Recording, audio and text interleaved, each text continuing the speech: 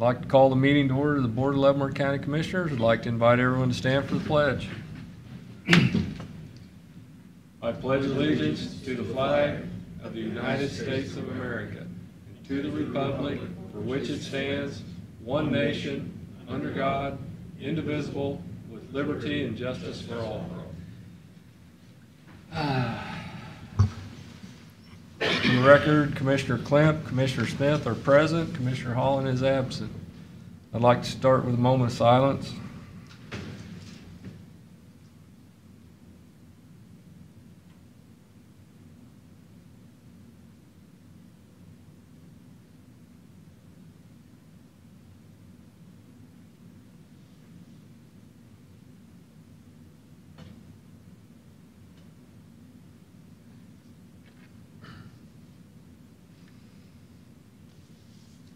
I'd like to open up with public comment. Anyone from the public wishing to speak, please come forward, state your name and address. Seeing none, we'll close that portion of public comment. And Mr. Lawfrey, we have any administrative business? I have no administrative business for this session. Okay. We have any presentations? No presentations. All right. Would Mr. Sturgeon like to give us an introduction to? Well, if you ask, I will. All right. I'm really here to satisfy my own need, and that was to take the opportunity to meet Commissioner Kemp and Representative Holland, because I had met neither of them. I had had the opportunity to meet Doug. With the vacancy now open on the committee for the authority, I wanted to at least visit with you about my interest in that, and only interest from the standpoint of I think the Port Authority can do a lot of good work. I think it should be subservient to this commission, which is elected by the public, and I don't get the sense that maybe that has been carried out to its fullest. I have no self-serving agenda. I do believe that the representatives represented by the three of you, one absent, need better support from both the LCDC and the Port Authority when you're left with important decisions to make, and I don't see why that isn't provided by those two organizations. Not that they're deciders by any means, that's not their job, that's your job, but you ought to have good insight and good work done in advance of you making important decisions like that. So I know there's a lot of things going on right now regarding the Port Authority, what role it will play in the future, does it exist in the future, who pays for it in the future, and when decisions are made and you decide, if you decide to fill that role, I'd be happy to provide support to that board as a board member, and I believe my background is suited to provide that support and in a way that would be an advantage to not only the county commissioners, but to the county of Leavenworth. And I'd also be happy to answer any questions if anybody has any. Mr. Klemp, you've read over Yep. Mr. Sturgeon's resume? Twice. Twice? Okay. Yeah. Okay. And I thought you had met him the other night. We missed one another down in Tongi, I guess. Yeah, no, we didn't get to meet. So. All right, thanks, Doug. All right. I Thank you. don't have any questions, and like I said, I appreciate people that are willing to serve and put their time and their effort in representing the county and on these boards, because I know it's kind of a thankless job. And Mr. Matthews has served on a lot of boards over the years, and pay's not great, is it? No, I can't. Yeah. But anyway, well, I appreciate you coming tonight and coming to the board and being willing to serve. Did you, we have anything on a consent agenda to approve? No, there'd be nothing. Took care of all that this morning? Yep. Commissioner Klemp, you had a couple things? Got two things. And since we're on TV, I thought it'd be a good time to do the one. All right. You ready for this? Okay. You're not sponsoring a business or anything, are you? No. Okay. I was They tried to scam me today. That was such a thrill. It is amazing. See, when we had the old phones, and hello, operator, we didn't have scams. At least we didn't talk about it. I never knew it was a scam. We sure have scams today. Little David Zimmerman gave me his ID number, his confirmation number, and I wanted to tell him, you know, when I got confirmed, I didn't get a confirmation number in church, you know, but he had a confirmation number, gave me the check number, and it's for 450 grand. God, I hate to give that up. 450? 50 was going to be in cash, and 400,000 in check. Now, the reason I didn't give this to the police or the sheriff, doesn't go anywhere. I hate to say that. Next thing you might see something in the paper. I had to have 2 valid IDs. Gave me a tax registration ID and said I was supposed to go to Walmart, and he knew I didn't have $6,550 in my pocket. I didn't want to tell him I never carry less Well, than. if you got the 50 grand cash, you should have. Yeah.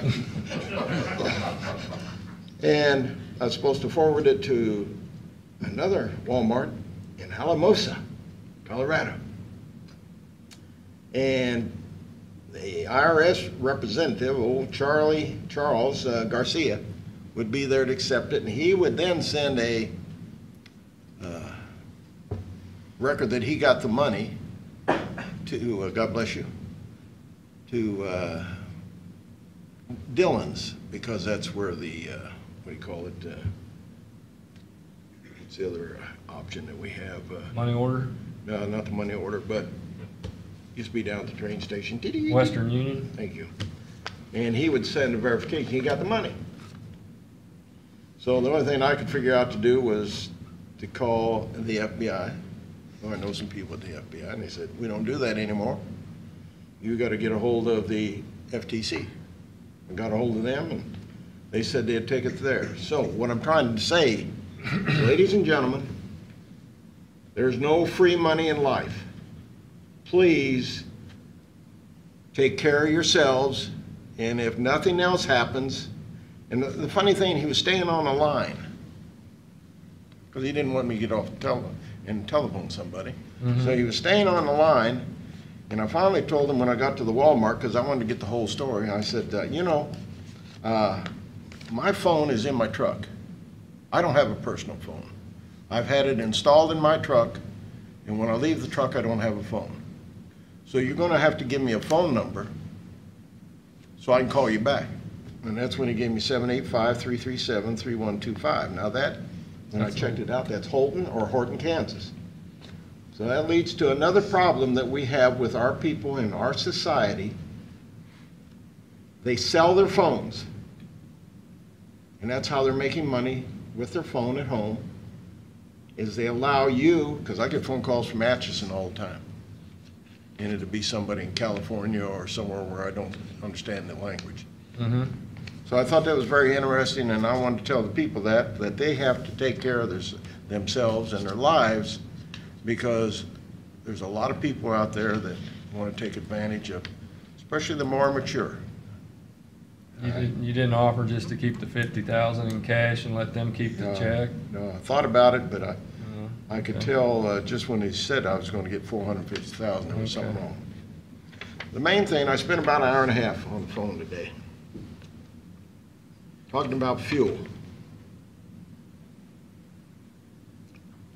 Found out what Southwest did, and I knew they had done this, and it reminded me. They bid, and they hedged it. Now, they could have lost money, but they didn't. They made a lot of money. And this company that I talked to, man, was I impressed. I'm going to write a letter to his boss. He was so helpful. And you need to write down. It's called Opus. And they can tell you anything about fuel you want to know. It's very interesting. And it's something that we really should be looking into. Now, in either case, you're flipping a coin, but if you know how many miles you use, you know how many gallons of gas you need, and that's what you go out and bid. You could get burned, but $3 a gallon is not a good price to come up with because that's what it was last year. There has to be some process to this, or $5,000 worth of shells for guns. How many did you shoot last year? Well, you go to the range, you know how many you shot. You ought to have to come back. I shot 25 shots. So that's what I mentioned about the department heads and the people getting a little more concerned, because this is the year of the taxpayer, and probably won't be the year of the taxpayer, but I would like to see it done that way so they can have a little bit of relief, and we can go back and give them the other $250,000 back that we gave them last year. when That's we the should goal. get. Yeah, That's the goal. so, that's not the goal, but that will be happening. All you have to do is vote, we're gonna take off $250,000. Mhm. So, and my hands are not tied on the budget, so. That's the only two, Okay. the only two events I had. Well, being we got a little time. So, before we get, I mean, I know we're gonna have a work session on this. Yeah. You would like to say, all right, we use, Wait a minute. Public Works use Is 250. this legal for the two of us? It's a forum. We're not making it, we have a quorum? I'm trying to think what we used out there, 10,000 a month. So we used 200,000 gallons of fuel. You want to bid, and then the other departments say you want to bid 250,000 gallons of fuel for the whole year Mm-hmm. and lock it in. But I want some research done on what we were paying throughout the whole year, last year. Well, we have that. Yeah. We have that data, I mean, Yeah, okay. but the person that's estimating how much fuel we need, needs to be looking at that data, Mhm. not just saying we need another this many gallons of fuel. Mm. There's Well, I two, think that's what they use, but the number is, we have contacted Opus before, Mm-hmm. and some of our fuel suppliers have contacted some other to try to see what they could probably go out 6 months, and that's kind of what we based our fuel on their budgeting. Is what we used to do. there's a couple of approaches. I think one, you're talking about a contract. So you go out, and usually contracts are for longer than a year. You Mhm. contract out fuel to try to lock in the price now. Hopefully any variances throughout the year help. So there's gonna be times where the fuel is less than what you contracted for and times when it's more. Well, the approach that we use right now is the rack pricing, where Right. we take the average rack price in the area, and then we get a discount off of that. So, and that discount is negotiated based on our consumption. The more consumption, usually the better the discount you get off a rack. Mhm. Somebody like a Southwest Airlines, who filling one of their airplanes is probably as much fuel as we use in a year, gets a pretty good discount doing that. It's a little bit more, but that's right. Yeah, so, I mean, they, You're- yeah. But anyways, we, two different approaches. You get to the same thing with the rack price, going from a discount off a rack. You get to take advantage of the lows, but you also are suspect to any increases, Mhm. whereas the contract is a flat. We can look at it, we can see what, like just based on today, we could look at what that would have meant if we would have applied that rate to last year for the whole year, if there would have been a savings or a cost, but I mean, I don't have a preference one way or the other. I think if the board believes policy-wise that the nice thing about a contract is you know exactly how much you're gonna pay for your fuel for the next year, and if you know approximately how many gallons you use on an average per year, you can budget really close to that. But when you're looking at just a year at a time, typically, unless we have a big swing again, you know, where prices start escalating up to $4 to $5 a gallon, typically the discount off a rack comes out in our favor when the market's stable. The question is, when's the next fluctuation? That could happen anytime, so. There was a lot of agencies when fuel got $4 a gallon did lock in contracts. Yep. And then fuel dropped and they didn't look so good. But I think what Commissioner Klemp, and I don't mean to speak for you, is you're just wanting to make sure we aren't collecting extra tax dollars to pad the fuel budget. Is that Yeah, kind of where you're heading? Well, that's part of it, and I would like to see those, and what do we got, 40? We got Council on Aging, the Sheriff, EMS, and Public Works. Those are the main ones. Now, the appraiser, Public Works is a large user. Yeah, Right. but those four are the major, Mhm. you know, they get together, and I'd just like to see a little bit of sweat dripping off the brow where they sat and did some figuring. I don't care which way we go, but just to say $3 a gallon. Now, they may have done some studying, Yeah. but $3 a gallon was not even close for 2017. We worked on that one year, and then one of our county administrators just said, this is what it's going to be. Oh, we only got one county administrator. I know, but it wasn't this one. Oh, okay. But We never it have that actually, one. it was in our favor, Yeah, because we didn't have to worry about going over budget on fuel. But typically, the historical data, we're going to use kind of what we did the year before, unless there's an extreme and that's weather. but Doug, that's the kicker. We're going to use about the same amount of fuel, and it's Right. coming up with the figure. Right. That's where you're pushing the pin. Right, and that's where you're collecting money, and they're coming back and saying, oh, we got all this money left in fuel. Mm-hmm. And you just don't want to collect it if we don't need it. That's right. That's Be kind a of little what I bit thought. closer. Huh? Be a little bit closer. Yeah. I don't mind replacing a bridge, because the bridge needed No, to we be need to replaced. replace 2 of them a year. Yeah. Got 145 of them, they last 75 years. Let's do 2 I a think year. we're the highest count in bridges. I was told that once by Mike Soxy. Remember Mike Soxy? Well, I remember the name, did not know the man. No, I know it. I've seen his signature on a lot of things. Yes, good man. Um, Hard-headed, but good man. But No, I'm glad I'm not hard-headed. most counties don't have 2 rivers running through it either. I know it. So, Yeah, it's, that probably gets us up there in the numbers.